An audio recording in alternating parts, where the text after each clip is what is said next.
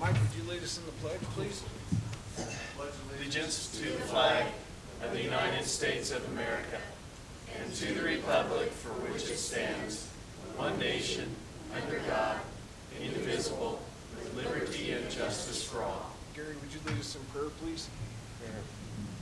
Father, thank you for this day, for this time together. Thank you for your presence and your wisdom and your direction.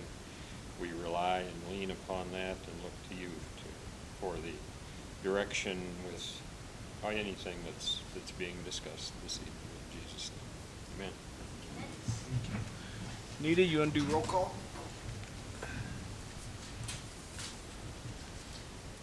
Councilor Johnson? Here. Councilor Foster? Physically present. Councilor Locke?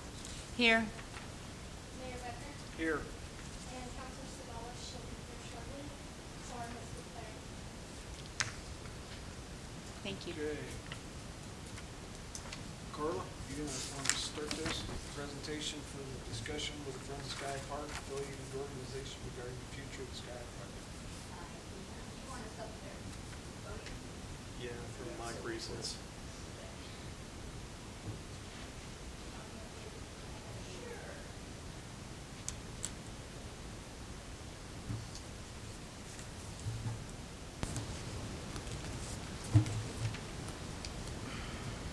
Well, thank you, council, for meeting with us, if I don't tear up your mic.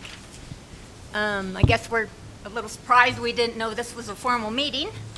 We thought it was a work session with staff, but that's good. We would want to talk to you too, so this is great.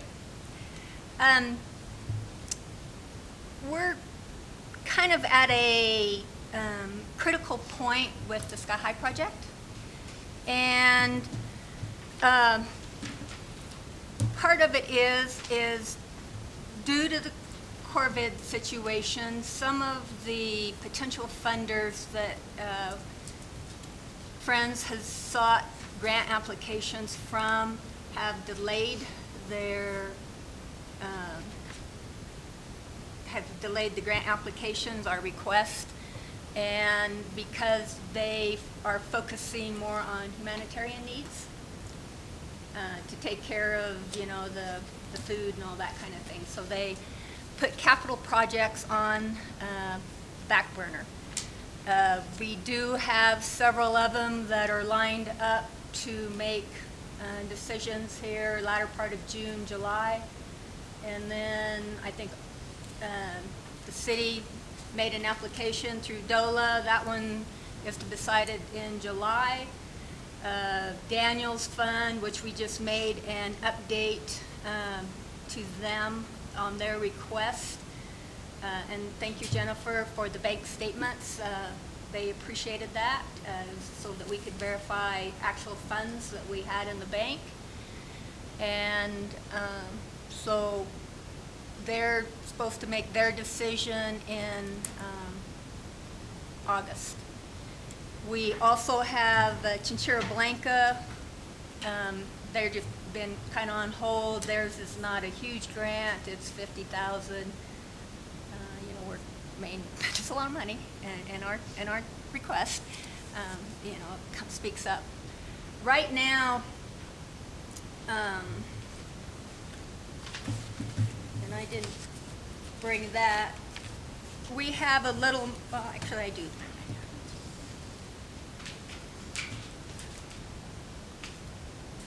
I can tell you exactly what we have in the bank. While Carla has her granny glasses on and Yeah. is trying to find that, I'll just kind of... Here, I got it right here. Okay.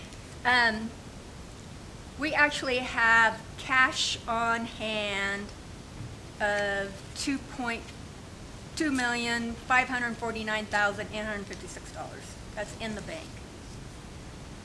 We have pledges yet to collect of $272,500. And most of that is Rio Grande County and one bank.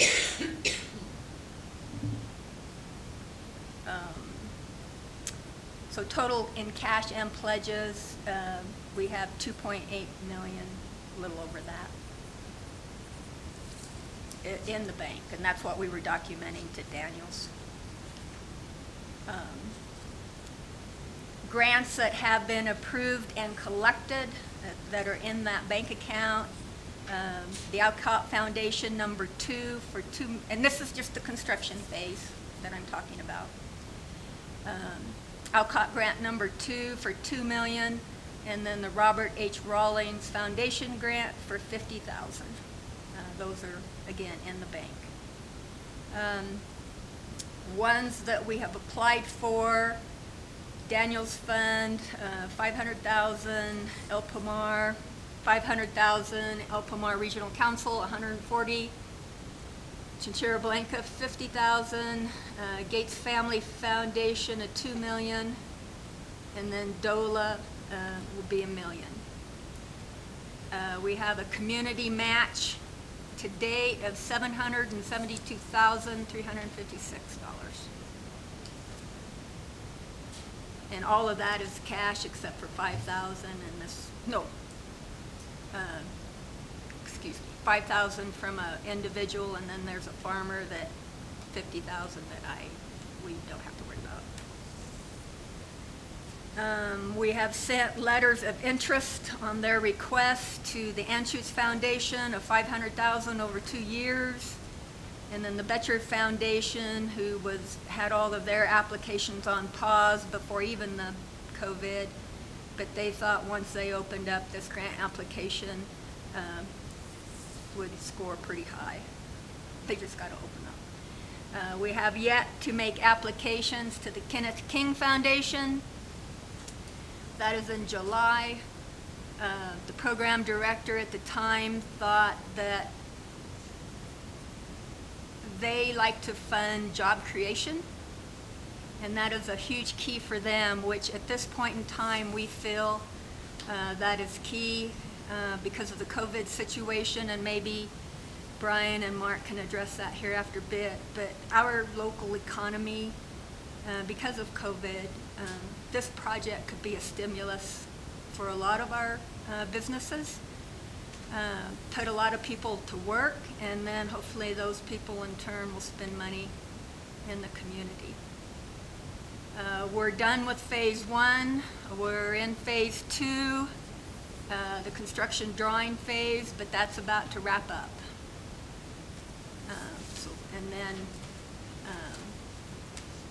So where we're at is, and this was always in the timeline, was that we needed to order the building in May. So actually we're behind on that. That was from day one. That was always the time schedule. We've come up, basically we feel we have assets. What we're concerned about is a cash flow problem. Mark and Brian have provided us with the cash flow. Once we get into the project, funds will not be needed, and correct me guys, it'll be what, October-ish? Well, it depends if we start early or not. When large amounts of funds would have to start going out because of paying the contractors.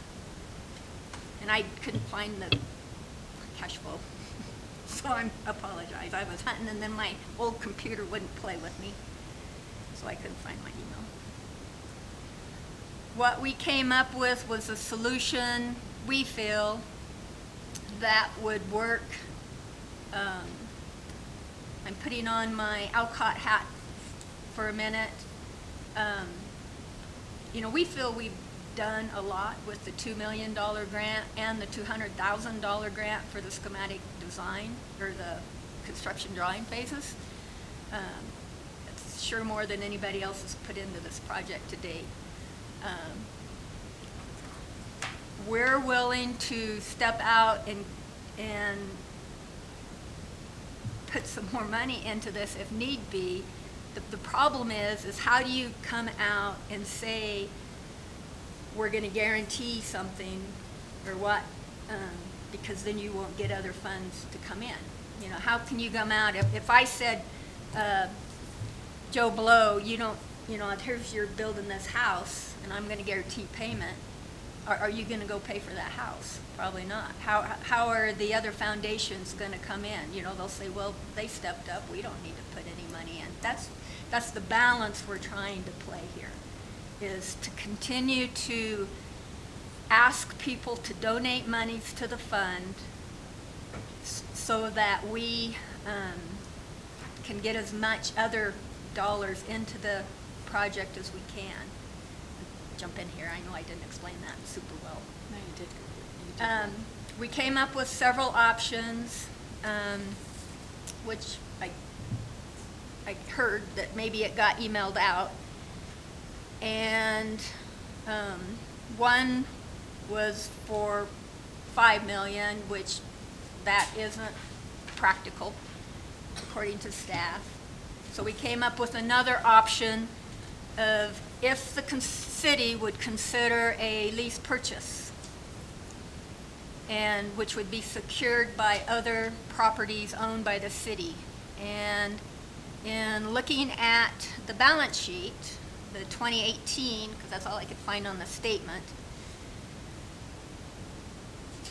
it says that the city's capital assets net of accumulated depreciation, and I'm not gonna, well, there's a total of 14.8 million, but I know some of those aren't feasible. The ones I'm looking at are land of 1.1,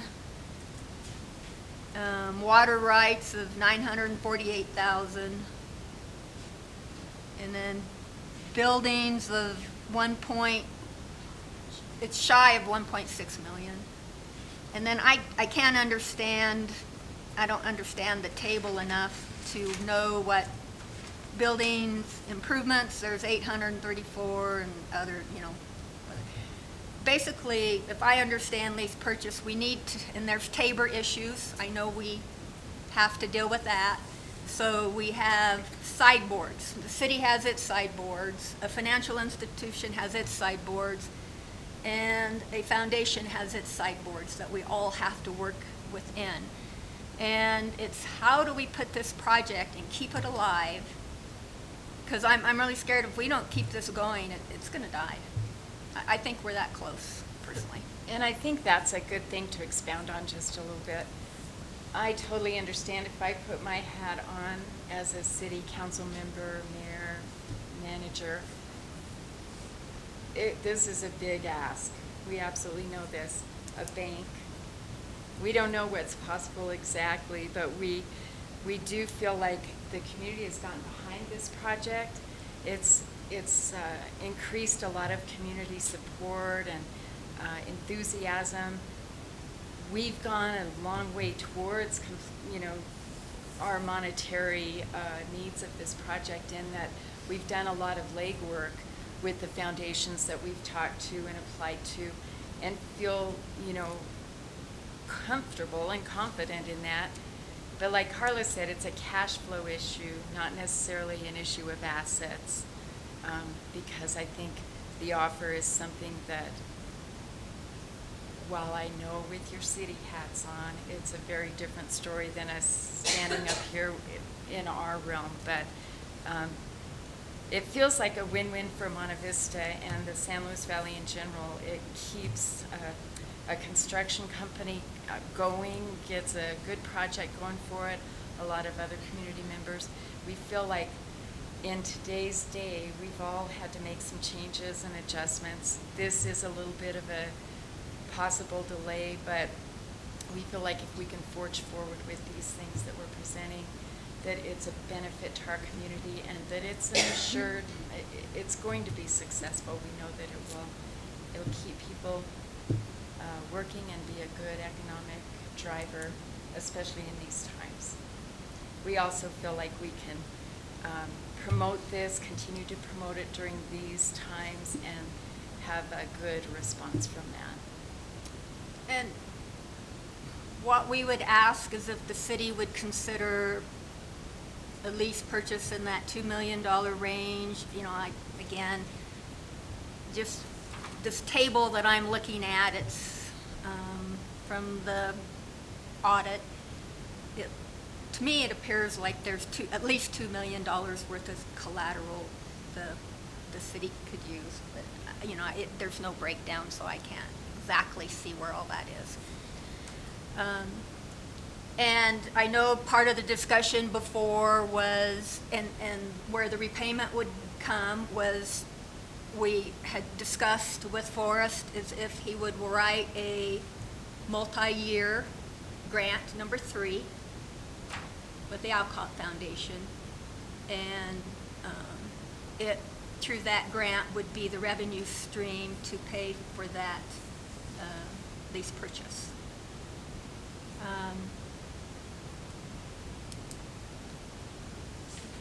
We are in the process, when I say we, the Alcott Foundation, we know there's due diligence needs to be made on its end. We have requested a formal audit, a full-blown audit, which we're willing to stand. That's the cost of doing business. Just so that we can verify and justify to the city and to a potential financial institution, either one or plural, that, you know, those funds are there and that the income stream is verified. So that is in the works. And, you know, we're trying to do this in a business way that makes it work. Again, we're just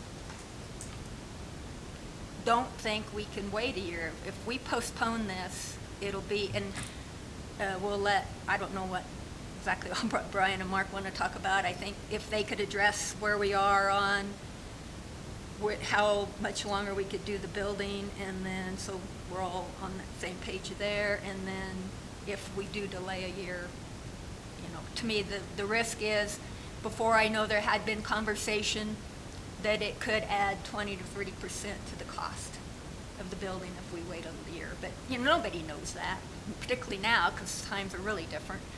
But those were numbers we had discussed and actually put in our little booklet that we used to sell to funders, that if we had to wait, and if it goes up 20, 30%, there's no way this project, we might as well just quit now and give everybody their money back, as far as I'm concerned. So what we're saying is that if it is possible in what within your restrictions, we humbly ask for your strong support of moving forward with this based on the momentum that has been built, to continue that, to continue economic development during this time that we need it most, and to have a project that the community can be proud of. And so many people have helped with this project that if we move ahead now, I think we might just have a more leverage in getting it done. We've seen projects that have a delay, and this is a legitimate delay, there's no doubt about it, but that aren't able to continue. So that's why we're so passionate about trying to move forward if it is possible. And that is a reason some of our major foundations are all of a sudden still hanging in there, because they too know, because of the COVID thing, all of our economies are stressed, and they are buying that this could be an economic stimulus for our San Luis Valley, which we need, and that has been one of our big selling points at the moment, and they're right now all buying into that. Yeah. Because they all Really see where they're supported. straight. That's right. Yeah, Oh, that's our. Go ahead. Finish. Mary. I was just Can I calling you, interject? Gary. You're talking about option C specifically, Yeah, and I. right?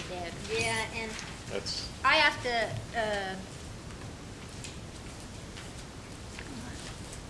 That doesn't mean that all of that can't be adjusted a bit either, but the reason I was asking, option C is the one that does not, well, it does involve the city taking out a lease purchase loan. What I'm not clear on is taking out that loan with the alcohol foundation as its revenue stream. Can you clear that up for me? Pardon? One of the points that came up originally was that we were talking about doing the, well, it's option B up here, the 5.185 million, and that was going to be secured by a guarantee from the Alcohol Foundation to make the payments, which, did I understand that right? Except that the missing feature in that is that the Alcohol Foundation was not willing to put up stock or security for that, so it would be on their word, which is fine. I don't doubt that, but it's just a big step in this. No, what I'm getting to is in option C, if that's what we're talking about, that appears to have gotten around that, but I guess the guarantee that is in question is the wording with the alcohol grant number 3 multi-year as its revenue stream. Is that any different than the guarantee of payments in option B? B, the discussion we were having on B was, and I guess we're having a public meeting now, so it's kind of out, is how do you balance coming out publicly saying that it's guaranteed? If, you know, that's what we were having a hard time. How do you balance the PR part of it? I guess I would say. On C, the stock, no, the Alcohol Foundation is not willing to put up stock. We would, and on the 2 million, I guess it doesn't matter if we do say we're guaranteeing or what.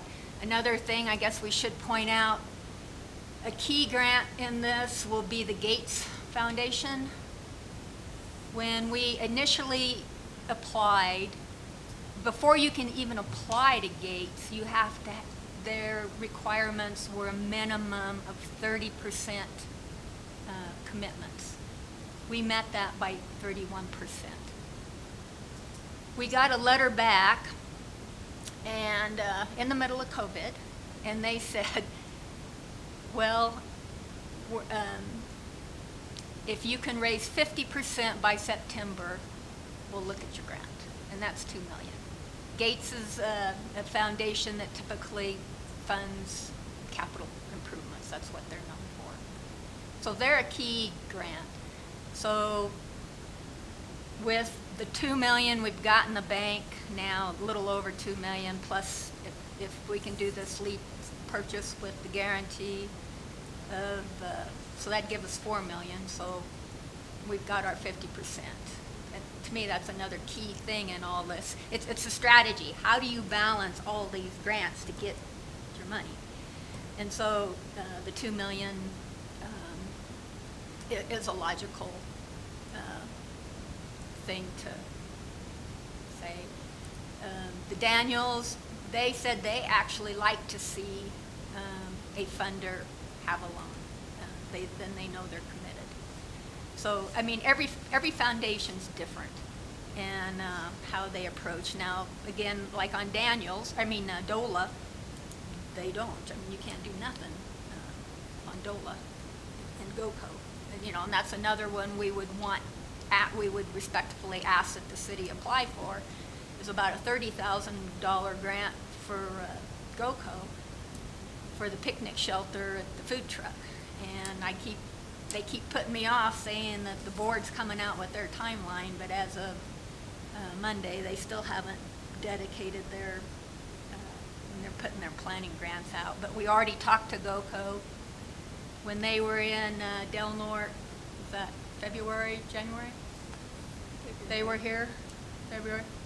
I had a pretty serious talk with Jackie, and she's head of the grants department, and she actually has this packet with her. She can't say there, but just she's well aware of what's going on. So Every person that gives a grant likes to be kind of the last in, right? Because you know the project's going to go and it's going to be successful. You know that it's got its legs. So that's what Carla is trying to juggle just to be able to get to that point that, you know, and it's a difficult situation when we still need to go for those grants. We don't want it to appear that alcohol will just pay for it. They'd like to, you know, they've already given a whole ton and they'll do more, but we want participation. We need to get participation from other grants. And another reason Alcott wants, you know, the more participation we can get is because we have other projects in the valley that we fund. And, you know, we don't want to deny some of them other very needed causes here in the valley.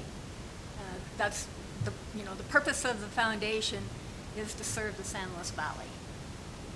And there's a lot of need out there. So is that, I'm still a little lost there on option C then. Is there a guarantee on the revenue stream like there would have been? Is it the same Yeah, kind of to me, guarantee?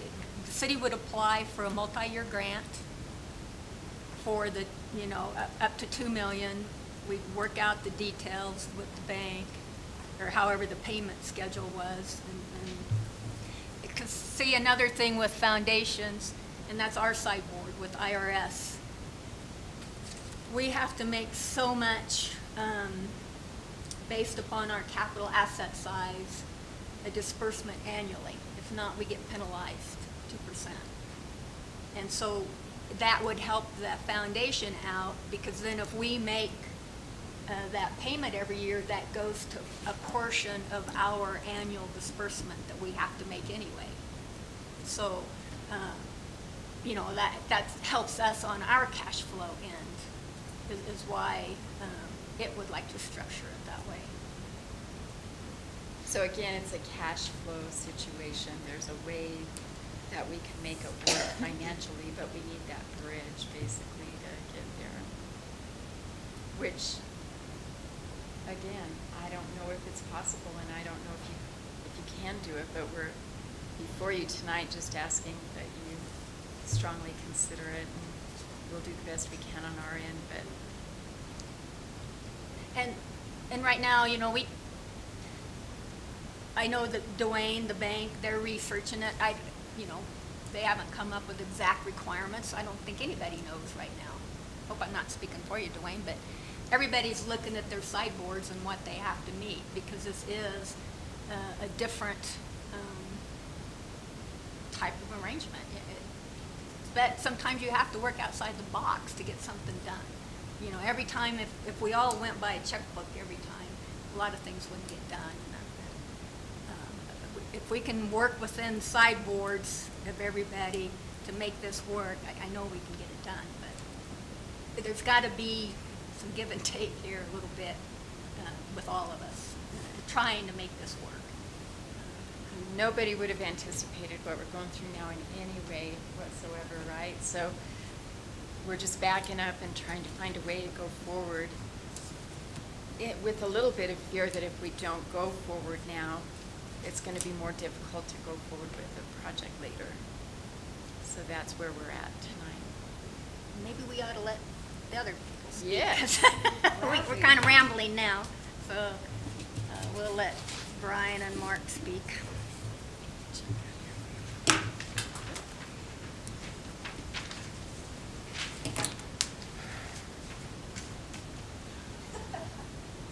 All right.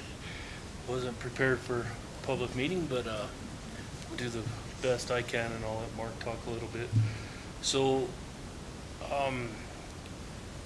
obviously, we've been working now for several months and very close to construction complete drawings.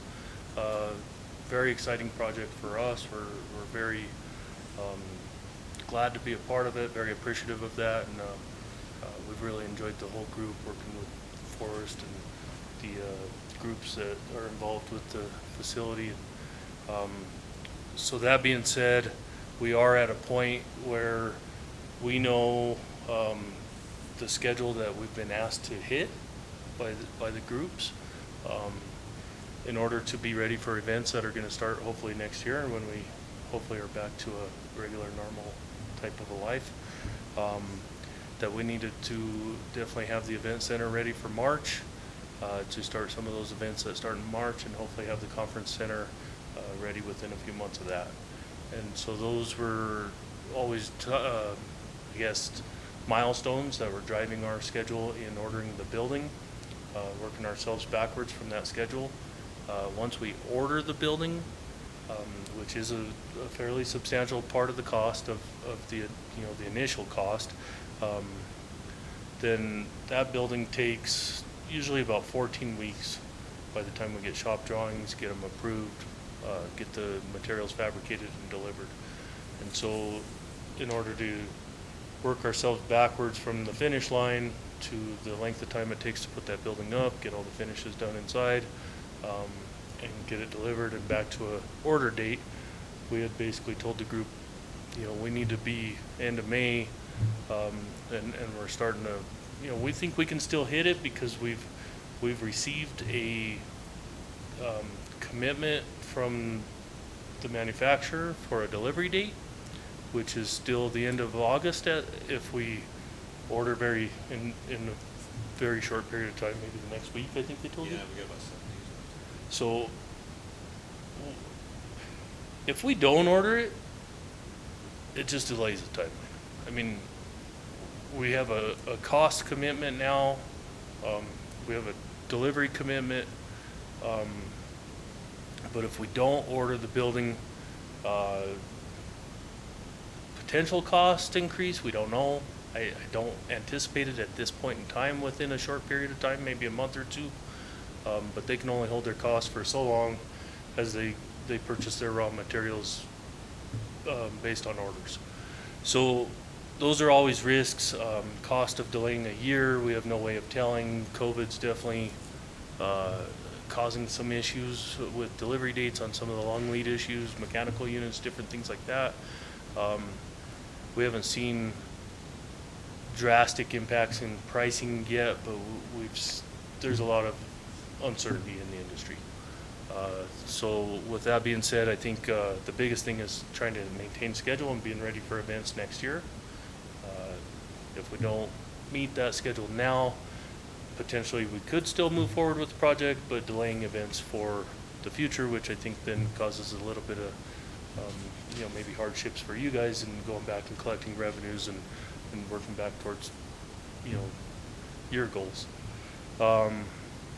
So with that, yeah, the building itself is it's a substantial cost. It's with the insulation, which is the way it's ordered,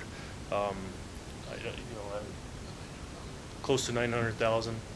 The building without the insulation is maybe just under $800,000. It could be ordered that way. It wouldn't deliver till August. We don't necessarily have to cut a check for it till August when it delivers. So there is that delay. We were thinking with the unfortunate news that the Stampede was canceled and some of the other events might be able to be relocated if they happen, that we might be able to get an early start on demo and move forward with that. At the time we start working, that's when cash flow kind of needs to start happening.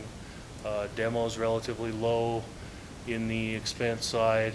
When we get into going underground, starting to move dirt, burning a lot of fuel, pouring foundations, underground electric, utilities, all that stuff, we start spending quite a bit of money.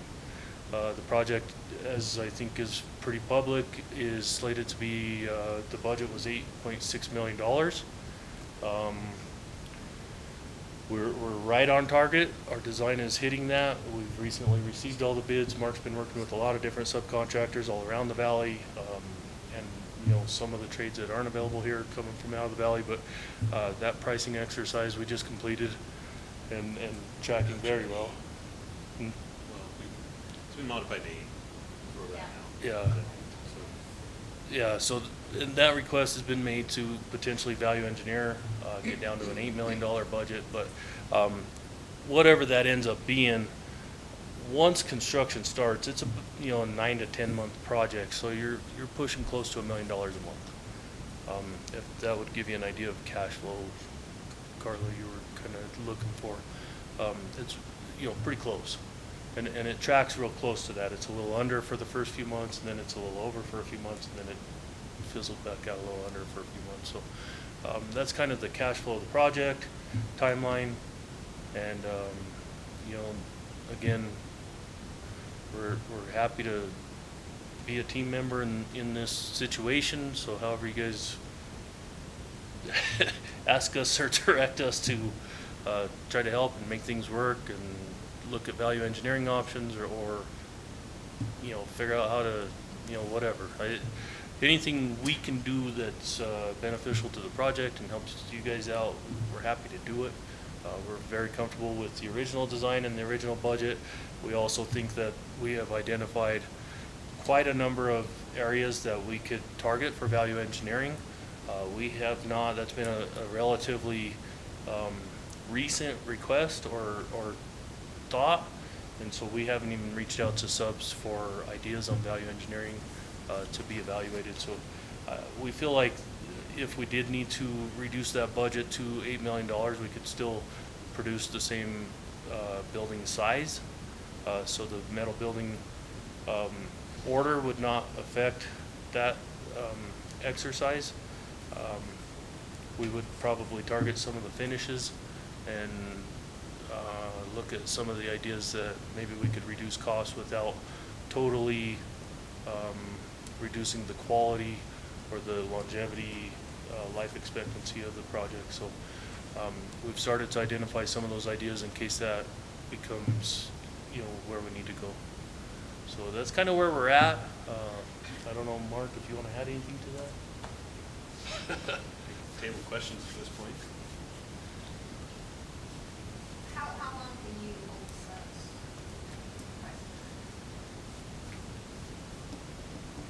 We can probably go another, subs aren't the most critical, we can probably go another, 4 to 6 weeks, really. Pricing generally holds fairly well. If we get into a year delay, you gotta go back out to bid again, and the whole market, as Brian said, our steel building supplier orders on demand, the raw materials, different events affect raw pricing. It would not be uncommon to see a 20% increase in a year. It could be 30, it could be 40. The construction industry is like everything else. It follows trends. And the whole COVID virus has put us where we're at now in the delays and pricing and whatnot. So we could hold pricing probably for another 4 to 6 weeks, no problem with the bids we have now. If it goes like into a year, then it goes into a whole another bidding process. And just so you know, what the discussion, you called it value, whatever, okay, whatever. We asked them to consider if they could get the budget down to 8 million. Some of those items, I think, that we were talking about, I seen stamped concrete, it was like, we don't need stamped concrete. We just need concrete blocks. So those are some of the things we were trying to, they're looking at on how we can reduce the cost of the building. However, conversations we did have is we do not skimp. If anything, we add to the quality to make sure it had great sound and technology, because we cannot skimp on those things. So that was a big conversation that was going on amongst the group. But it was little things like stamped concrete, and then the ticket booth had these things, decorative kind of things. You know, maybe we could do away with some of that stuff. You know, just a basic ticket booth and no plumbing and you know, but things like that where you could cut costs. It wasn't nothing. Those kind of things. So I think right now in the budget we're carrying $500,000 or 6% in contingency, $100,000 for FF&E, which is furniture and fixtures, you know, that the group decides, I guess, how that's spent. We're also carrying significant funds for utility costs, and we're carrying testing costs, which I don't know, at some point we would figure out how exactly that looks and works, but we're trying to carry those costs so that there wouldn't be unexpected costs beyond the project. So hopefully we've thought through that enough, but I think we feel pretty comfortable with the budget, the way it sits. We feel pretty comfortable that if we had to really consider some options to reduce the cost as we were asked, that we would be able to do that as well. We still feel confident that if this thing keeps rolling and we are able to order the building and figure out this difference of you know, the funding and everything else in the next month or two, that we would still be able to hit the schedule and be ready. I don't know if we have that long. We've got, the biggest critical thing we have to do is we've got to get the building ordered. That's our, if you start backing out, if we delay the building into September, October, we're not going to hit the end deadline. And right now, we've got a commitment from Balin, that's our building supplier. They gave us a 15-day shot, and like I said, it was about 7 days ago, we're about halfway through that shot. They say August, end of August, September 1, the building could be here, and then we can hit schedule. I hate to have to go back to them in 2 weeks and have them try and meet that. So we are, right now, we're at a critical juncture to order the building to hit the end schedule. And as Brian said, everything can slide, it's just pending commitments for the spring activities that everybody's shooting for. So, you know, if the building doesn't get here till September, October, we can push construction. It's just going to push our completion date. So it's not a all or nothing as long as that end date's understood. If it slides, or if we wait much longer, that end date's going to start sliding on us. Thanks. So as I understand this, $8 million has to come from somebody when you cut the ribbon on this building in May. Correct. The final bill will be, has to be accounted for at the end of the project. That is true.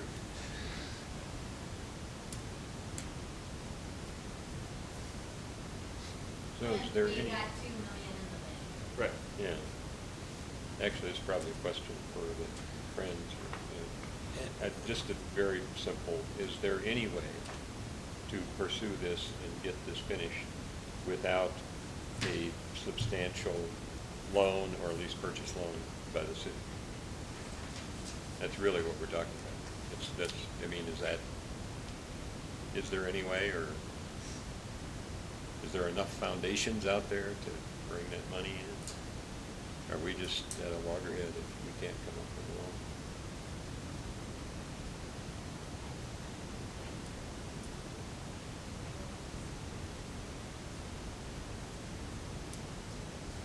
That's our biggest challenge. We've already raised sales tax.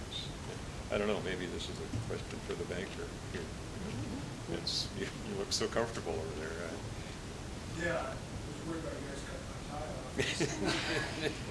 So I tucked it in.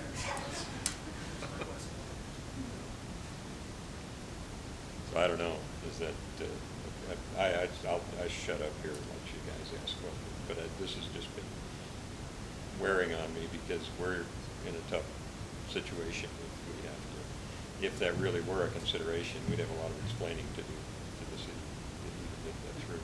Yeah, and I know, and maybe I wasn't clear, Gary.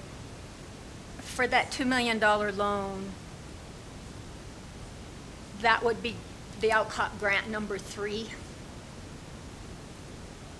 which would be the guaranteed payment for that loan.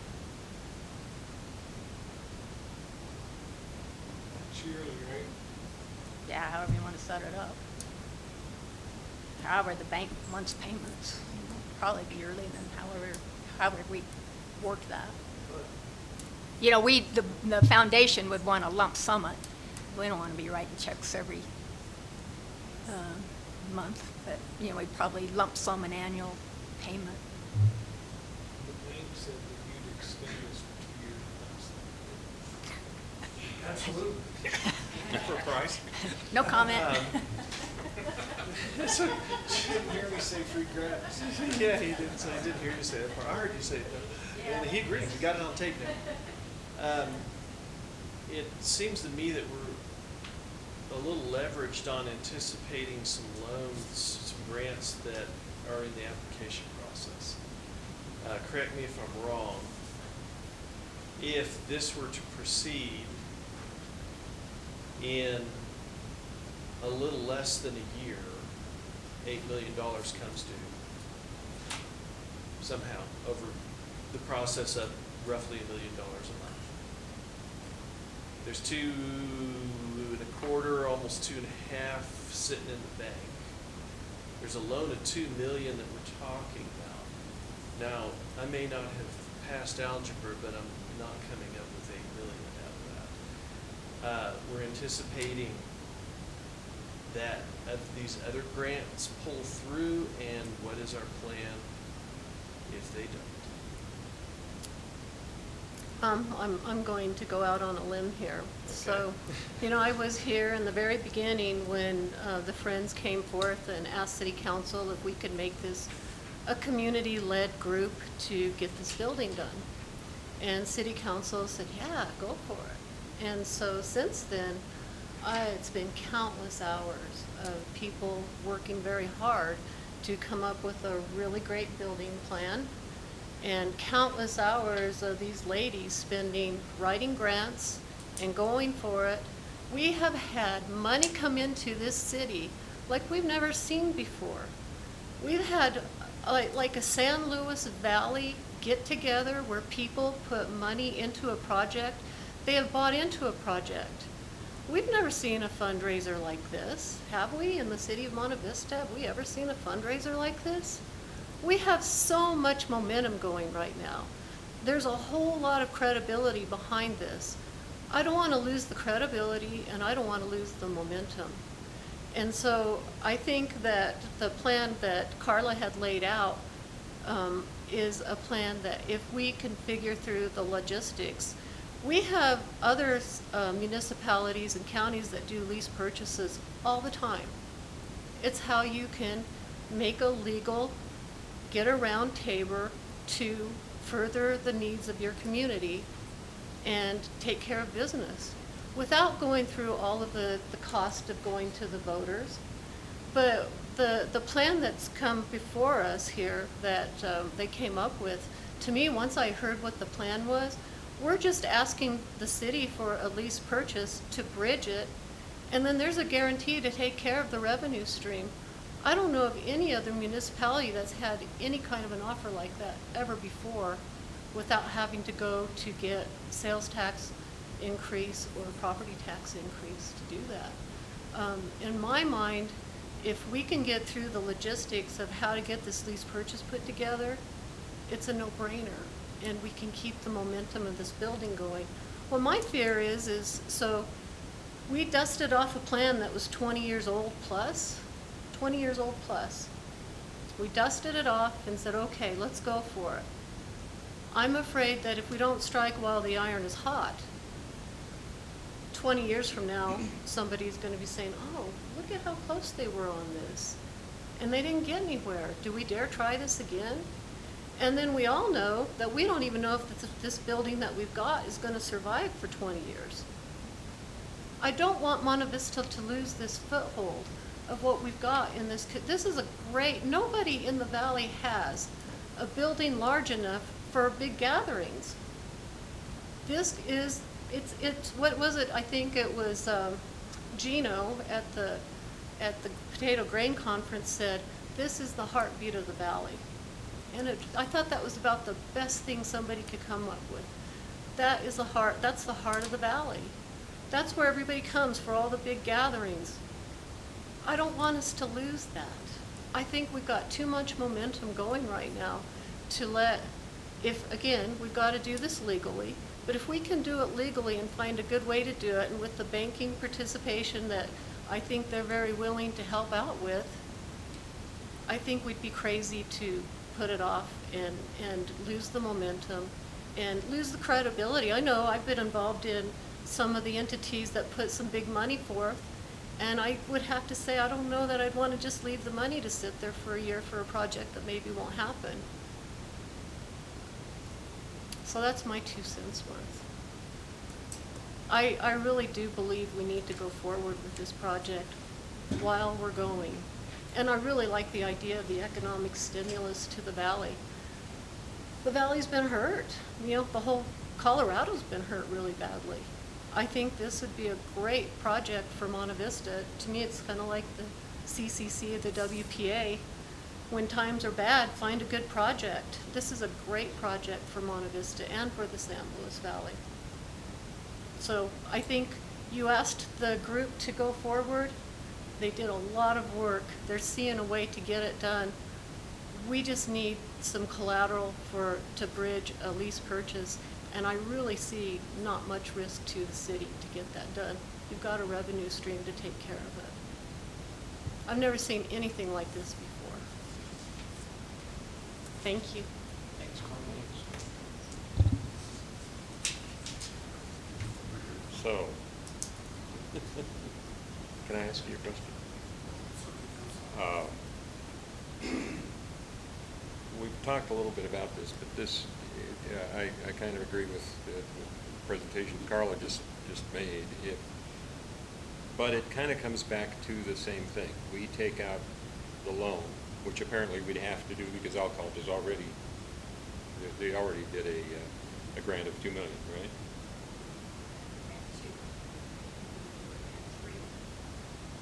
Replacing that, or no, this would be in addition to. So, yeah, okay.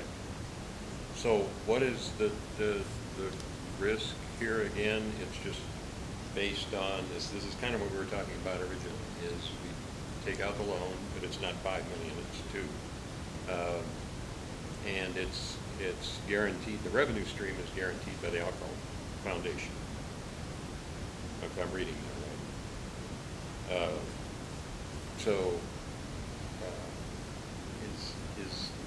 What is the risk to the city? Wow. Well, Counselor, I applaud the work that everybody's done on this, and we've spent a lot of time working on this as well. This is a great project for the community. What is the risk? Right now, there's $6 million in the wind. That's the first part of the risk, $6 million. That's in asks. There's $2 million in the bank, no doubt about it. That's all good money. The city has spent some money on this project as well, not a huge amount, but over $100,000. So we're invested in this. We also went and asked our voters to support this project, and they did it right out of the box. I think there's good community support for this project. There's no doubt about that either. We asked our community to provide for long-term maintenance of this facility that even at the time wasn't highly envisioned, but it's been refined to a really nice vision. But do you realize how much $2 million is for the city to borrow? You know how much our annual revenue is for our entire amount of revenue is for the general funds? About $3 million. The assets that were discussed in our financial report, almost every one of those is restricted or committed to,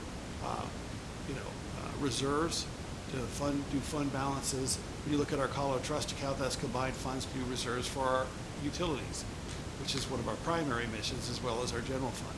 We have fought for the last 6 years to make this city financially stable, and we finally have got there. So does that make us sound kind of conservative? Yeah. This is the second city council that we worked on being fiscally conservative with, and we've made some really great strides doing that. The issue here is, if that building's ordered in the next week, that's a $900,000 commitment. Yeah, the money's not due for a little while, but there's a lot of asks out there, and they could cover the whole thing. It sounds like if you add them all up, maybe there is $6 million in asks, and we don't have to do anything. And I understand the balancing between, having guarantees to the city borrowing money, and making a 50% match on an $8 million project. I get all this, and I understand this, and I've worked on projects that, were larger than this and probably more risky. But it seems like it's throwing caution to the wind a little bit, not to know where these other funders are going to come in. COVID is a big deal, and we don't know the impact it has on all these other foundations. We don't even know the impact it has on us yet. The city may be doing better than we hoped we could be, but we don't know that yet. We may not know till September how we're sitting. So we're being asked to take a pretty large swing at the fence. And yes, there is the option to have a guarantee. Get that. But you think that we could have all this done and perfected, good documents and everything buttoned down in a week? I did a $14 million construction project, and it took us 3 months to get everybody satisfied with the legal paperwork. And I realize there's willing participants, but, there's some things like with lease purchases. Generally, like Fort Morgan just did a $10 million lease purchase for essentially a similar facility, and the collateral for their loan is the project. The issue here is we can't, the whole $8 million is not what needs to be borrowed, but if it was, then the building would be the right collateral for it. So we're trying to structure a deal that uses the city's assets, cover it, and I think $2 million is pushing our actual, we're talking about appraised value of buildings. Well, I don't think we can get a full rational appraisal in a week. There's a lot of pieces to borrowing that are important to us that we do it right. I wasn't here when the city was almost bankrupt, but it wasn't a good time. And the city made a lot of mistakes at that time, not Monday morning quarterbacking that, but there are mistakes that we can't make. You're the city council, you can make whatever decision you'd like on this, but I think we're saying from the city's management perspective, while we wholly support this project, this is a lot of risk for you to take. And, even $2 million is an awful big swing at the fences for the city right now. I understand that it's a big risk. I don't dispute that at all. And it's a little scary, because I don't want to see the city bankrupt either. But I'd like to work the problem from the other end, and it just may take some guesses. If we don't do this, if we lose Ag Conference, if we lose Stampede, if we lose all of these events that we, as well as potential events, what's our risk there? We depend on all that to keep the city running too. So there's a risk on both sides. Do we put ourselves out there and risk and gamble and hope that it pays off? Or do we say, we're not going to take this risk, we're going to take the known, like a better word, because losing it is a known. I'm not advocating one side or the other. I'm just asking, we're talking about this risk. I'd like to know how much we're going to lose over here too, so that we can weigh the risks. Certainly substantially less than $2 million over 20 years. If you look at the revenue from these events, their importance to our community there's no doubt about it. But they're important from the social aspect, from the impacts on small business, from the actual revenue standpoint for the city itself. Maybe gross for all of them, about $40,000, $50,000 a year.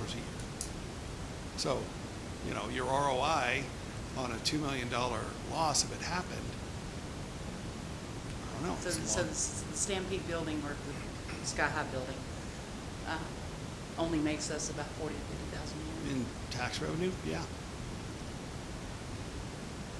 What does it benefit the city as a whole?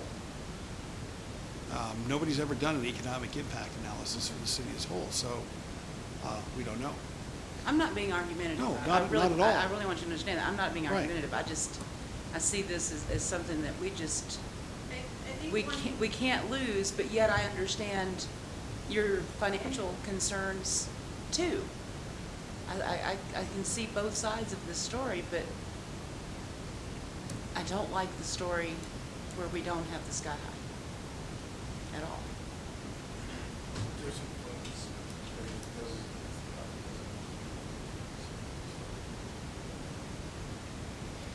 Well, and that's certainly, option F. I mean, you know, and I will say, and you know, as a staff member, I have advocated for delaying this till we know what the gap is. And that would be September. That's Not- that's another thing I was gonna ask, I'm sorry. I'll let- Well, and so my point on that is a new schedule could be created and it can still happen. I mean, you can explain to people, COVID happened. It's undeniable effect on the market, the world, everything that we know. So that's there.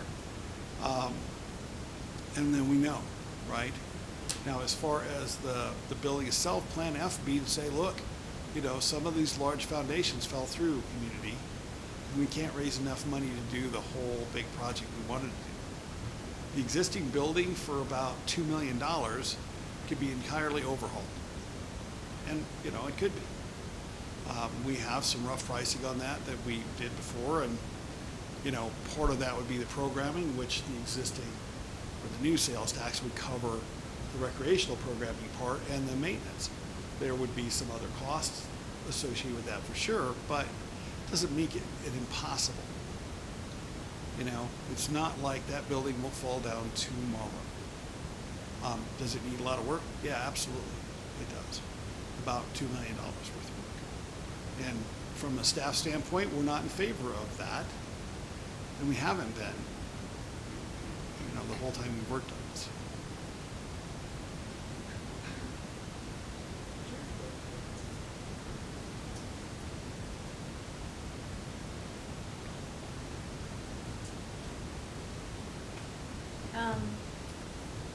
You know, Friends as a group would have to talk about it. But if that's the direction that ends up going, what I'm going to do is go back to the group, and we, the group, but we're going to have to put out to all of the funders, you know, do you want your money back? Because that's not what we sold.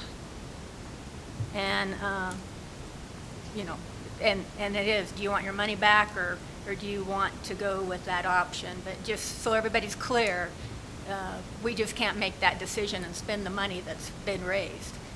That's not what was sold to the public, and I'm not going to put my credibility or Kathy's credibility or all these people's credibility on the line, because that's not the project we sold. And I'll guess 3/4 of them will want their money back.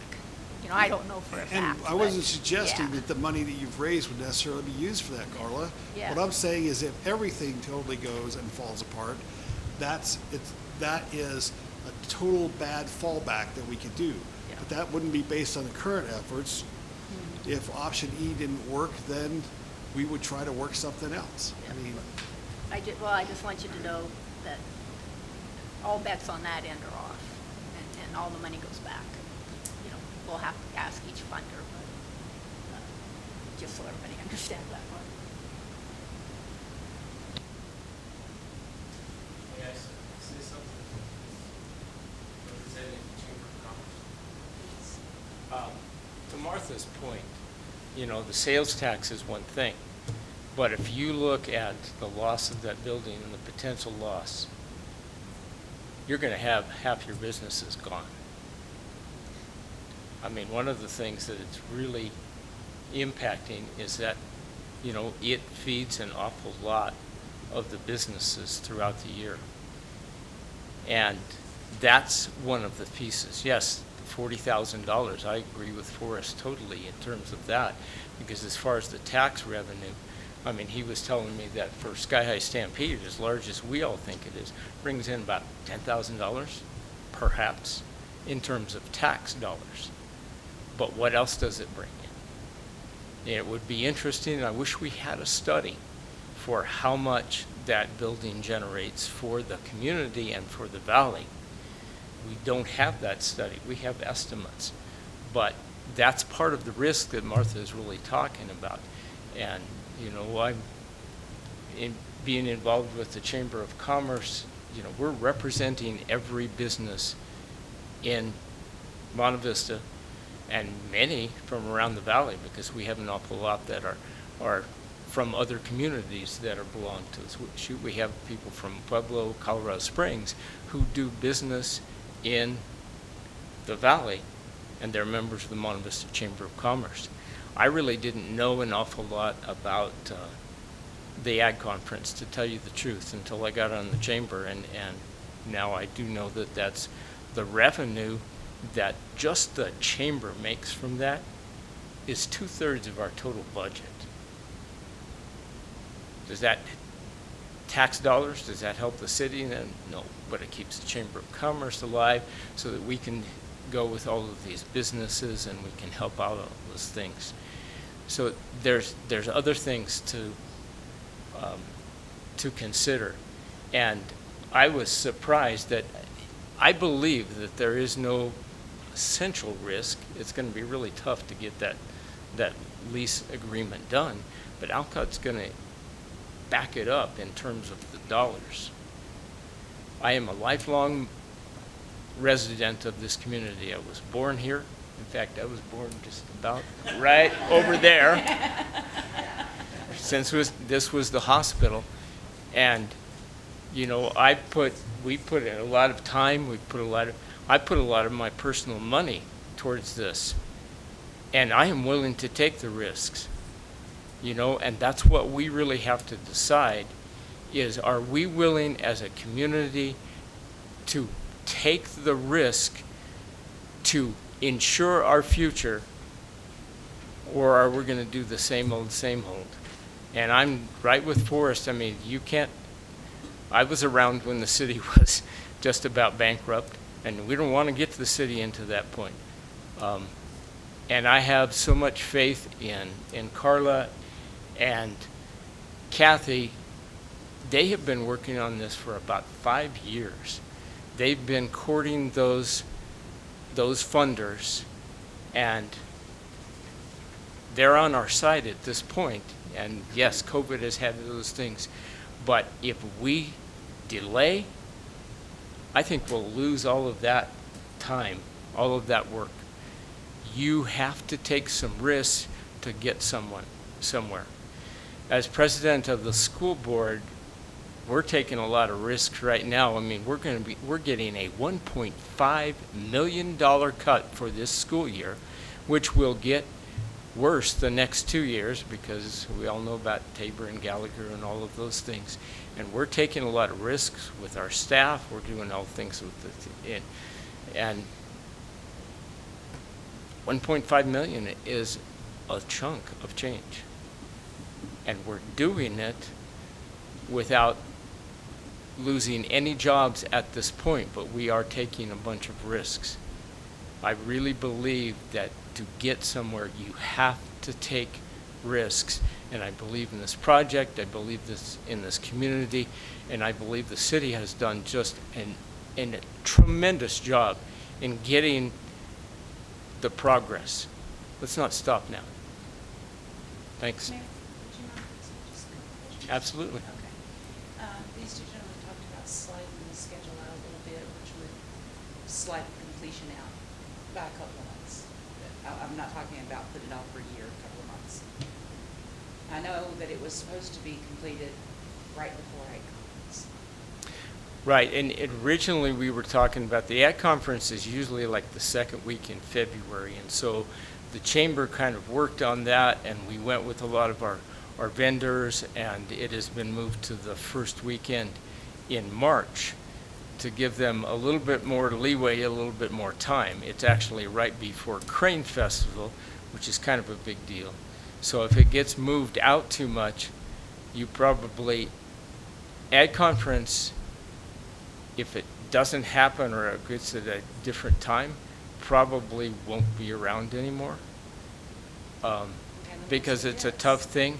So the schedule, there was a huge amount of work that went into this, because trying to find a window that is even feasible to get those times in because of these things spread out is really tough. And what we had a couple of meetings on trying to find that thing, and we are lucky enough to have a local contractor who has not only, he has a buy-in. They have a buy-in in terms of this. So this schedule is really about the best we could come up with. And they didn't ask us to move the ag conference. We just looked at it and said, wait, we've got to do this. And in fact, a lot of our vendors said, hey, that works out better. And it may even be a larger event in March. If need be. I've already put a lot of work into this, what you do. And I know it's asking a whole lot. But if that date gets slid out, we can go back and go and start all over and do something else. If, I can't speak for anybody here. I haven't even decided what I'm speaking for me yet. But if we were to do what we're being asked to do here, and the city took that big risk, which I really go back and start all over, make a whole other schedule. Well, I can't answer that, but Okay. I'll But go you're on willing with to what present Carla it. would say too. We had a lot of, let me go back to the ag conference for just a moment. We had an awful lot of our vendors, and there was a deposit, so that they left early, and there was a lot of those vendors donated that to the project. But they're going to want their money back if it's not going to happen, I didn't say not happen. you know. I said Well, they're all willing to and go back and rework the year's if schedule you'll and go sell back, it if with you go everything back we've in the got. history, 1996 was the first, okay? And so there was a lot of progress every time this has come up, a lot of progress, and then something derailed it. You always overcome it. I would say, from my point of view, this is the last effort, because I don't think anybody else is going to come up with it, with the effort and the, I mean, that's just my personal opinion. Because a lot of the players, there's a couple of major ones right there. I mean, those stands, all of those things, I mean, the amount of work, if you were to go to the Friends website and you look at all the history, and there's the same people that have been involved all the way along. And with the condition of the building and all of those things, I just have a belief, if we don't do it now, we're going to lose it. Do you feel like if we lose it, that we lose our chamber? You made a statement a few minutes ago that 2/3 of your income comes from ag conference and feed. So do we lose our Well, chamber just and saying. Rio Grande Information Center? If we lose Well, this you don't one? lose the information center, that belongs to the city.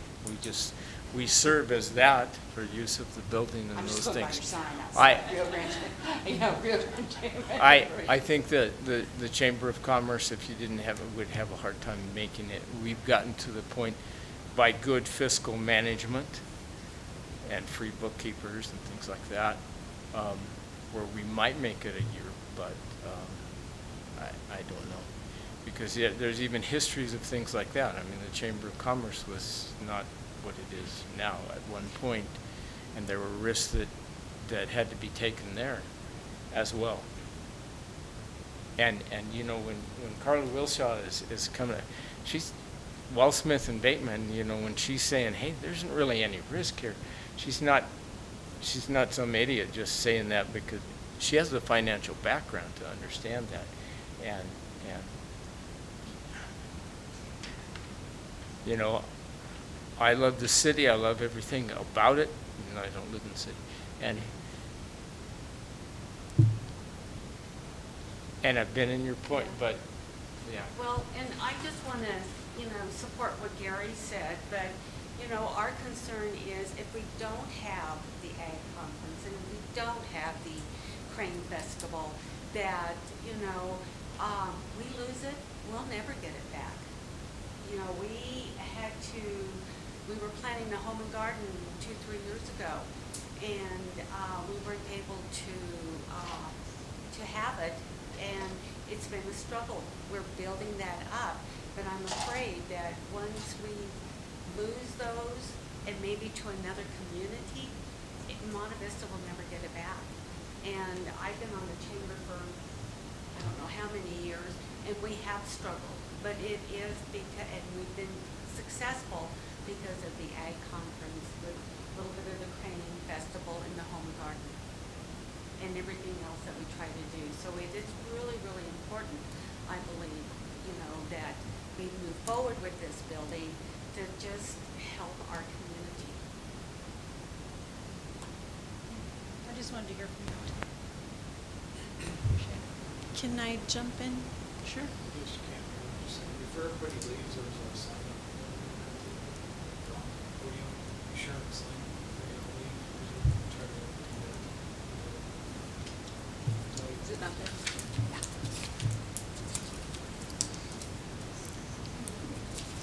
I will. I was gonna sign it first. Okay, so kind of going back to the risks, because that kind of seems to be everybody's, we've got kind of the lady of the law balancing act going on here. As far as the risk for the loan payments, yes, we have the guaranteed revenue stream from the Outcall Foundation. We most definitely would want to have something that protects both the city and the Outcall Foundation to ensure that that loan is made. You guys have seen the loan AMs for what a $1.6 million loan looks like. Those annual payments range on a $1.6 million loan, they range from $140,000 a year to $365,000 depending on the term of the loan. So our terms of risk as far as the loan goes back to what if something happens to the Outcall Foundation? What if something happens to Carla herself? You know, what if somebody, the next successor in the Outcall Foundation comes along and decides they don't want to do the loan payments, okay? We're looking at where are you guys going to find in our budget $140,000 to $365,000 for a loan payment. Now, I know the two counselors, you're probably not as familiar with it, but the three that have been here for a while, you've seen how tight it is every year and how hard we have to work to make that work. So having the guaranteed revenue stream is one thing, which is great. And we said in the original meetings that we would be more able to do the 1.6 than we ever would be able to do the 5.8. Okay? So I think that's a little, it's risky, but it's not as scary as the 5.8. And we totally understand that it is something that we don't ever see with a foundation making the loan payments. The issue that council needs to consider here is a couple of things. So we have the Outcall Foundation that's first in with the $2 million that's already sitting there. Okay, so that's $2 million. They're asking us for $2 million. So that's $4 million. In an $8 million project, we have $4 million that's guaranteed. We don't know what the other foundations are going to do. So with something with this loan agreement or this risk needs to be understood that if we fall short of the additional $4 million, who's going to pick up that tab? Because if it's the city, your loan just went from $2 million to $4 million, and you're at, or $2 million to $6 million. Because who's going to pick up the additional $4 million? Who's going to guarantee that gap funding for $4 million? That's the risk, because once we order this building, it's a green light, go. There's really no going back once we order the building. So yes, the risky part is not knowing where the $4 million, and I'm going to say this ever so gently, but it's going to turn into another business deal that you guys probably know what I'm talking about of, well, that's the city's responsibility. No, it's that responsibility. No, it's the city's responsibility. So that's the risk that you as a council needs to decide. Are you willing to take that as far as who's going to come up with that gap funding?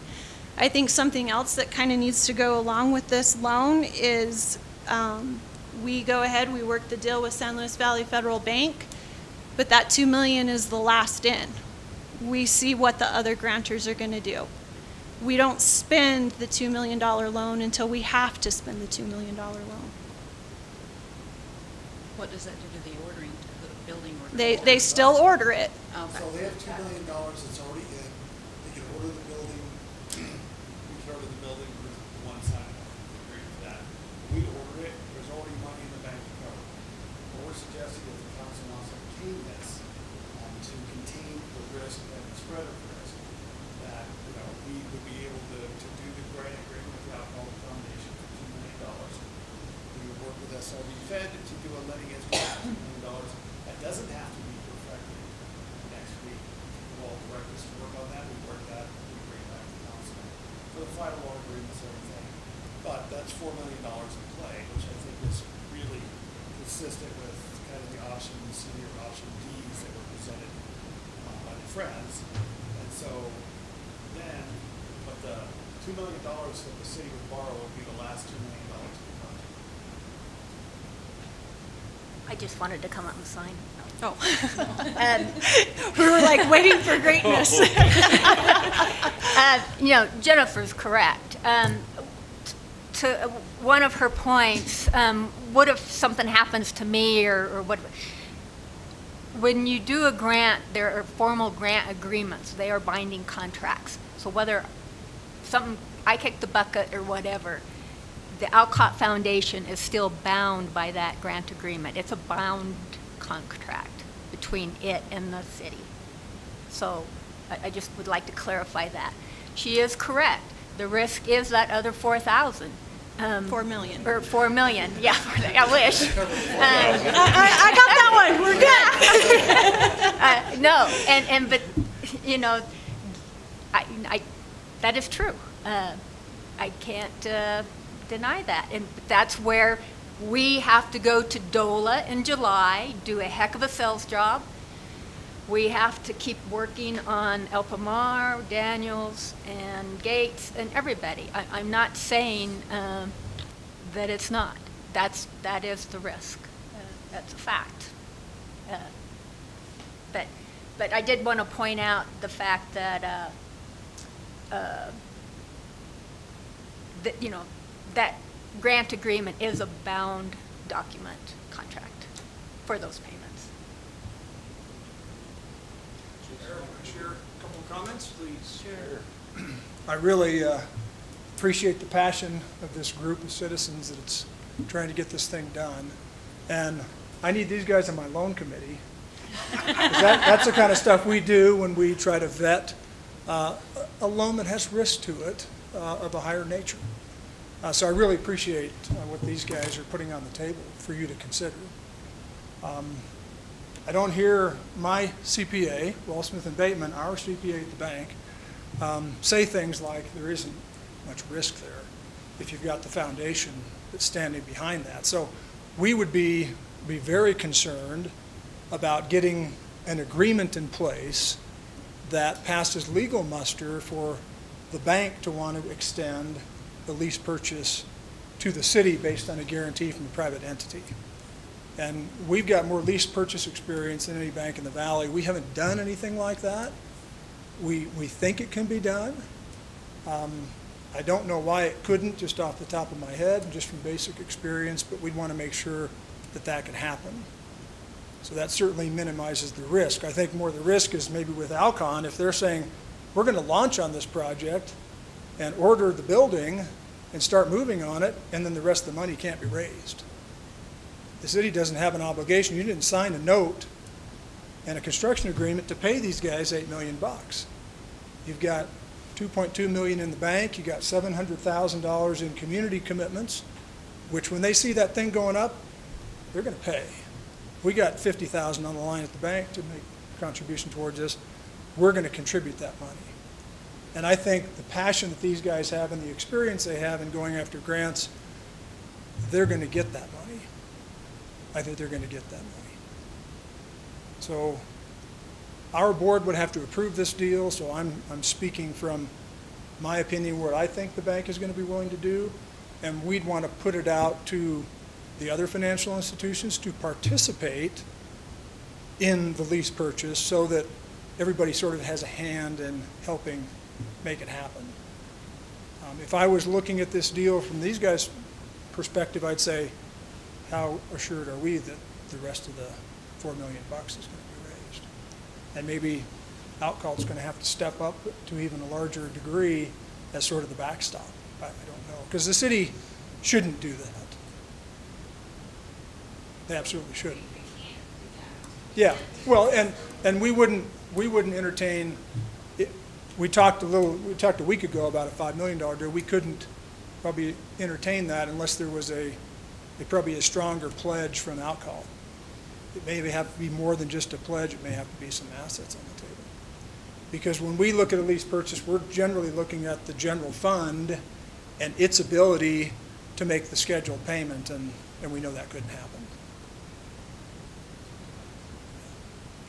And we certainly don't want to see the city get into any financial trouble. We love you guys as a client, as a member of the bank. You want to keep those dollars, huh? Absolutely, and it would be great to see something happen that's positive for the morale of the community. It's such a key facility for the whole valley, and that's why you've gotten the support you've had from the community so far, and why we are behind it as a financial institution. Can I ask you a question?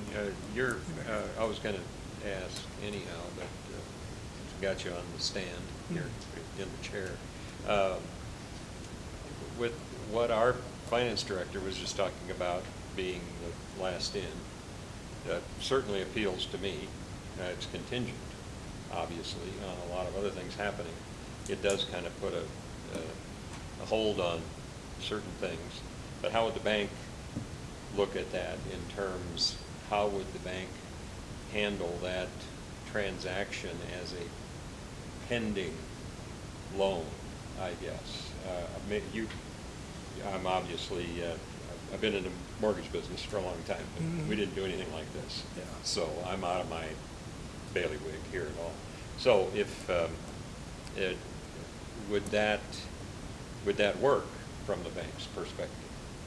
We could make a longer-term commitment, Gary. The only thing that we would probably be reluctant to commit too much on is interest rates, because they're great right now, and we know the most likely direction is to go up.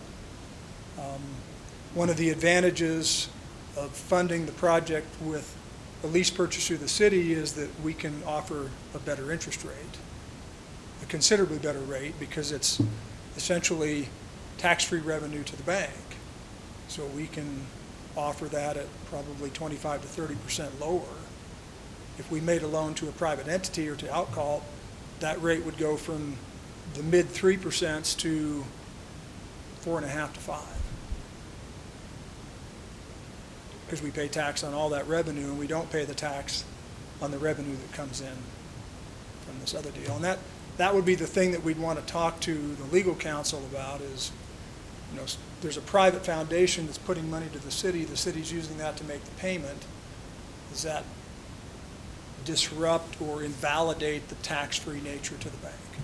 I don't think it would, but that would be the thing that we'd want to get confirmed. But as far as us, you know, extending out a commitment, that's not a problem. We would not be willing to commit an interest rate for an indefinite period of time. So last week I was in an executive committee meeting for the Colorado Trust Board of Trustees that I sit on. Interest rates aren't going to go, if they go up, it isn't going to be a steep incline over the next year. It isn't going to be huge. Yeah, all the forecasts that we see and what we're planning on is a very, very low interest rate environment for the next 18 to 24 months. So within the speed of this project, I mean, while you can't guarantee the rates right now, we have a commitment for a loan, and in the speed of this whole transaction, the whole thing's done, you know. Like, we would fix rates, we would draw all the funds within a year from now. So, you know, once we're expending, that's what fixes it that way. Yeah, I don't think there's an exceptional risk there on interest rates moving, but there's some. But if we wait a year from now, what we're saving in interest, if I understood this correctly, the building could go up 20 to 30%. So, Totally unknown, yeah. I mean, true, but prices, you know, in my lifetime haven't continually gone down. So, Well, and I totally agree with Jennifer. This would be the last in. That's what would be great too. But what it assures, and it all comes down to the strategy when you go to these other foundations, you've got a commitment. So you know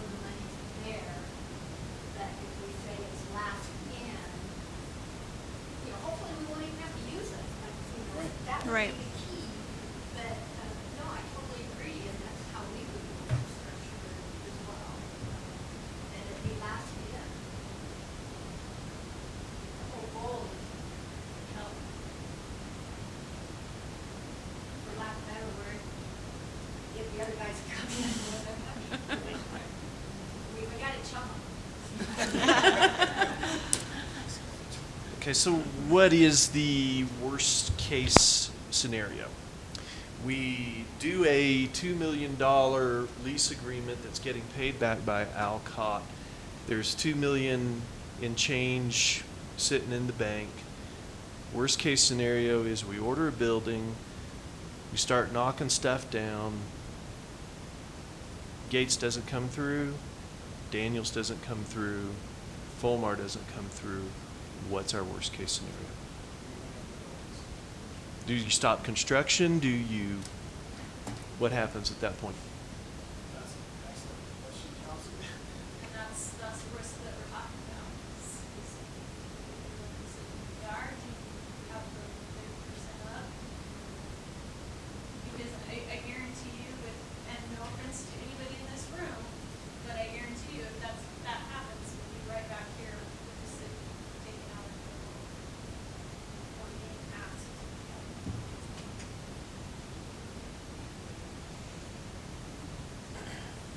Well, we gotta stay positive about this project. Yes. That's, I mean, honestly, that's where I'm at, and I'm like everybody else. We got to stay on the positive side. Yes, we need to look at the Worst case scenario. worst case scenario. That wasn't what I was gonna say, but thank you. We have to look at that. But I don't wanna see it just come to a halt, and we said, I don't know, we need to definitely look at that, because there's been too much, not just from this group, because you guys are working extremely hard, everybody over here, but the community. I don't want a black eye because we did something and stopped, or I don't want to see us get a black eye because we failed. But I guess the term, nothing ventured, nothing gained. Straight up, because knowing that that money's there to pay that back, and the bank's obviously very interested in helping us out. And these guys are really, so, Forrest, what do you think? Well, you know, I love contingencies, Mayor. And I'm just gonna throw out one other contingency here. I think that the proposal that staff just came up with is actually really consistent with what Carla was talking about. And so I think we're all on the same page there of how this would work. You know, this $2 million loan would be on the back end of the deal, so the last $2 million. And they have the first $2 million, so there's $4 million in the middle. And there potentially are enough funders that maybe we don't even have to spend that last $2 million. So that's a great point. But I do think the one point that, you know, listening to what Councilor Foster said, worst case scenario. So this is the one scenario that would probably keep me up at night. So we order the building. That's great. It comes. We do the demo in July because there's not going to be Stampede, unfortunately. So all it gets knocked down, and we'll happily cheer that the swimming pool's gone. Without doubt. Multi-purpose building will be gone. And that's the risk part there. So you kind of have to think about, like, what's the commitment then? You know, if I was going to craft an additional agreement here, and I'm not an attorney, so I'm not good at doing this properly, but there would have to be some kind of agreement, probably with alcohol, that if things flame out, we have to have some replacement for the multipurpose building. We all want the conference center. I think this design is wonderful, and the committee worked really hard on it. Spencer did a great job, and Alcon's done a great job too. It's an awesome facility. I think this community really deserves it. But we have to have some kind of Forrest's option F, I guess, that says, okay, we get all this stuff down and things go south. We still need to have, you know, the ag conference. We still need to have, you know, the Crane Festival and everything else that we do, because they're important to the community. So we have to have some kind of contingency situation there so that that can be covered. I mean, that's really simple. What kind of a contingency? Well, how do we replace that? Something, you know, a plan F or G or whatever it is that says, okay, here's the simplest replacement building that'll work. What does it cost? How do we do it? And who pays for it? Well, that covers the worst-case scenario, and I agree with that. I'm glad we're open enough to look at that situation, but we obviously can't plan on that. We plan on the worst-case scenario. You know, wouldn't any of us ever get anything done? And your point is very good about being, you know, what kind of contingency would that be? I think it's something we could work on, but I'm very much, the more I dig into this, the more we dig into this, the answer to this about is this last-in loan with some kind of contingency. It can't be perfect, but we have to, I don't want to plan on the worst case, but we do have to consider it. I think we're very close to having some of that figured out, and the rest of it's in Carla and Kathy's lap to come up with another $4 million worth of funding. Does that last in contingency work, Carla? Yeah, that was our requirement. I think that was how we So it would work for you. And it does give you It some would let you leverage. sleep at night. Well, it would depend on where the other funders come in at the time. Basically, Right, if they actually raise the $6 million, then that loan just becomes kind of like, hey, it was nice, it was great, we helped cover the deal, so that's all good, right?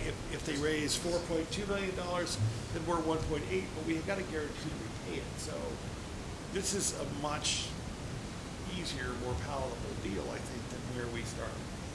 Sure. But I still go back to the ultimate contingency of if things fall flat. You know. That's just go forward and maybe just say, I heard there's an asteroid coming in December, so nothing's gonna matter anyway. So, you know, we can talk about all the bad things that are gonna happen all night long, and we need to, and we need to look at those, but I agree with Dale, we need to stay positive about the situation, and I love these guys, and I love the motivation that everybody has.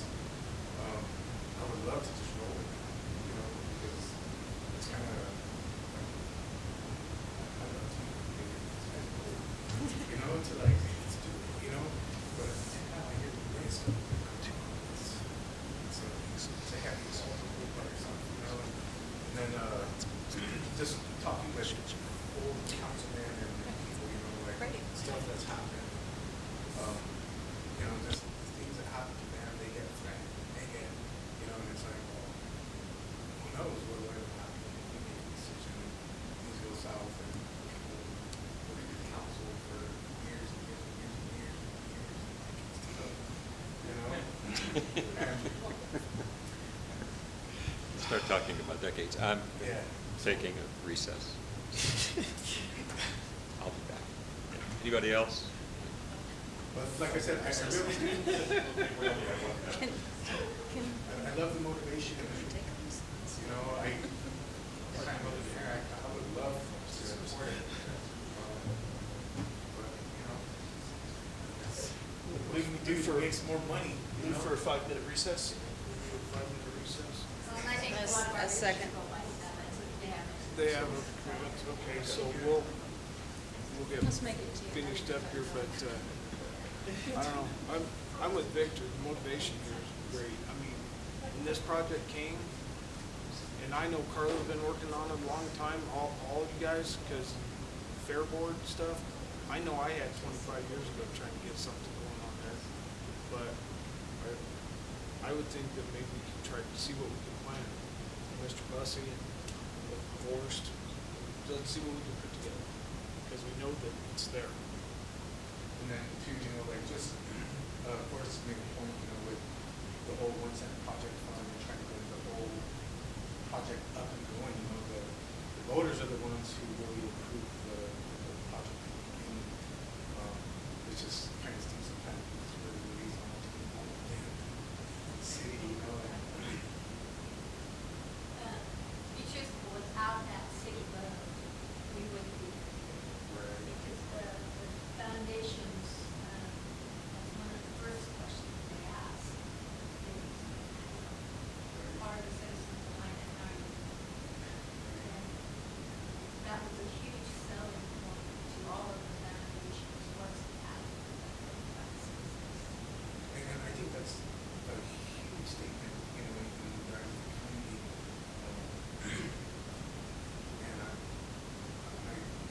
I like it. I love the idea, you know, like the motivation is good, the enthusiasm, like you guys really about the ballroom, you know, and like you said, if we stop now, what's going to be the odds of getting that big ball that's already popped up? I'm not forced to push it. Well, you know, it was really interesting as we were promoting the building at the Ag Conference, and to see people from all over the valley and vendors who were, a lot of them were out of state and out of the valley, so excited to see, you know, the floor plan and the model and the fact that, you know, we could have a new building. And, you know, when we promoted, it wasn't just going to be a Monte Vista building, it was the San Luis Valley complex. So we have all that buy-in from all the counties here in the valley. And it was exciting and amazing how excited people are looking forward to having the new building. And may I say something? I'm not a lawyer, I'm not research that, but I'm a resident of Monte Vista and pioneer. And we all know, you know, the business side, the business side of the community. And we need all these other things that come to the valley, all these other people that are excited about any event that's here. And San Luis Valley all cooperates, and we know that our city needs their business. So this building is very important, not only for us as a community at our age, but for the future generations of our children. I mean, I was small, we had a rink, ice rink, a roller skating rink. We had all these wonderful things here in the valley. We had the most awesome swimming pool. What's gonna happen when there's nothing to do with it? What's gonna happen to residents that want to come and retire? We gotta look at all that too, not just our finances and loans. We gotta look at the future. COVID isn't gonna be forever. It's just like any other pandemic, any other disease, anything that has happened. But we want to remember the future at some point. Thank you. Thank Thank you. you. Motion for recess. Second. They're gonna leave and just go. Oh, okay. Yeah. They got another meeting to it. Well, I know we're talking about a bunch of money, but it's kind of like when I ran for mayor. I'm not a politician. I have a bad mouth. That doesn't mean trouble. You haven't been on those meetings yet. But people supported it. And I thought, if any one thing that I could have got out of doing this was to let my kids and their friends know that it's okay to step out. Step out of your comfort zone. Take that step. And has it been good? No. I will tell you that right now. But we have to do something, and if we can come to something to make it work, or it's all put together, is it gonna be comfortable? No. Are we gonna have to take the risk? Yeah, we're gonna be, this lady back here is encouraging us. Are we willing to make that step? And I refuse to be negative about this. I know we gotta look at that. What ifs? We need to look at that. And the people, the hours and the time that have been put in, it's long coming. So I believe that this, this project's gonna happen.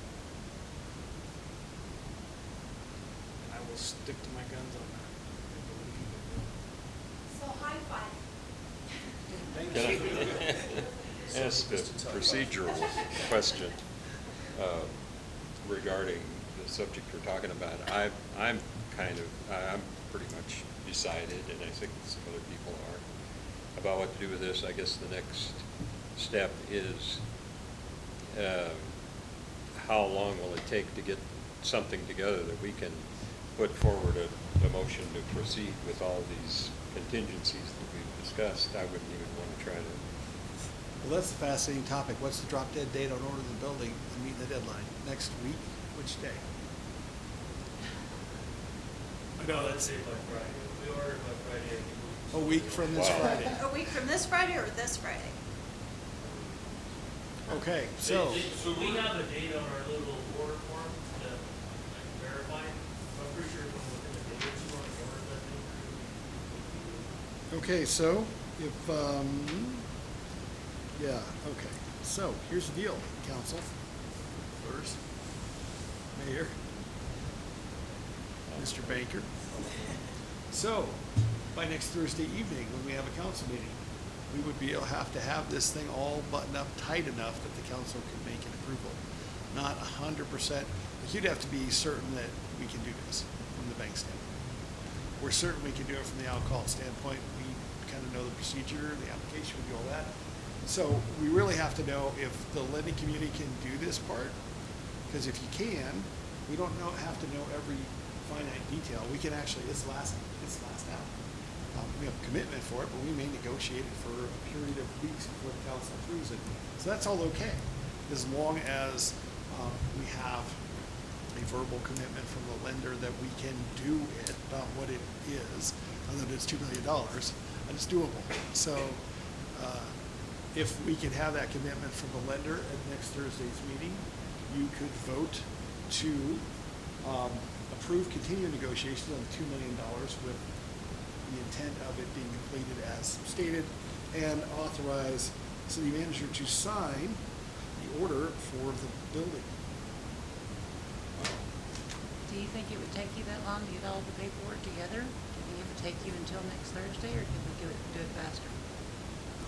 Probably wouldn't have. Probably would have. Just a little bit, we like to be able to work the building. As that process progresses, we have about 3 or 4 weeks to ask a bunch of questions. Design, ask the owner, we ask about financing. We ask a lot of those questions to cover their side. It probably takes 3 to 4 weeks to get into where they can start to build up the material. Then we'll get into that building probably. Yes.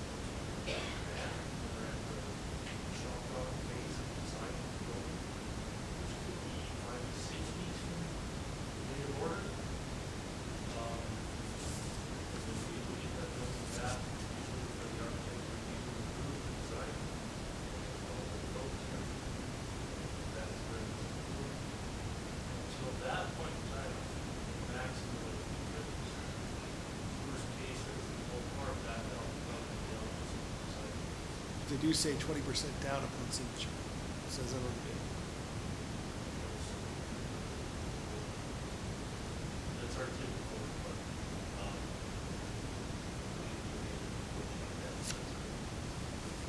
what's the total cost of the building?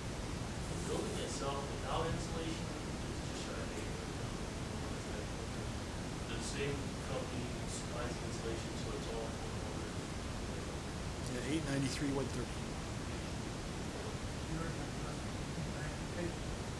Right. Well, so, I mean, at this point, I guess, if this is a comfort level thing for you, Carla, so the Alcohol Foundation, you do have $2 million in the bank. And if we look at the risk profile here, let's just say it's $20,000 to $30,000 next 5 weeks, and we think we'll be knowing what we're doing next week. So if you're not gonna need the 20%, then maybe we could order it. The council could say day to night to that part, and we can see what happens next week, and if it doesn't happen, then there's not a lot of cost incurred. Certainly, you're right, the proposal doesn't state that general case. You know, whatever is reasonable, but figure that stuff out, knowing the risk of, Right. there's no part of it. So can we do some of that this week? Well, Or do you even need it? okay. All right. So, Carla's having a heart so, attack. so if we could do that, So if I can suggest to council in response to that, if you can send us a proposal tomorrow, it gives us 30 days to pay the 20% down. If council chooses to approve ordering the building tonight, you can send me that tomorrow. I'm not working, but I'll get it. Just send it to my email, I'll get it signed and get it back to you. If the council approves that tonight, then we're in, and it's a go. Then by next Thursday night, we have the general opinion that this is doable. And, you know, if we don't, I guess no harm, no foul. But if we do, then we will figure the rest of it out. But that's what the council's pleasure is.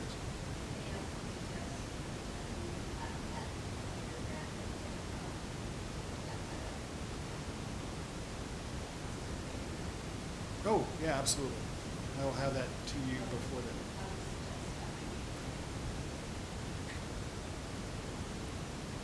If I had any idea how to make that motion, I would be glad to. I think all we need to motion to approve the order of the building. So if I could word that for you, councilors? Yeah, go right ahead. So you would move to approve the proposal from Alcon Construction, Inc. To order the building, the pre-engineered metal building and insulation materials for the Sky High multi-purpose facility in an amount not to exceed $893,130 with 20% down in 30 days. And you could say. I so moved. So moved, yeah. Okay. It's been moved and seconded to approve purchase of order of building. Is there any more discussion? Nita? Counselor Foster? Aye. Counselor Locke? Aye. Counselor Segura? Aye. Counselor Thompson? Aye. Mayor Becker? Aye. Motion carries as Wow. Did any bring confetti? And to celebrate, the printed part of the billboard is ready. All we need is a frame. So if you guys don't have anything better to do. Nice to meet you, by the way, I'm Mark. I know, yeah, I'm glad to meet you. Hey, a lot of things been in the way here, but with this, that's why. Move to adjourn. Very good. Anyhow.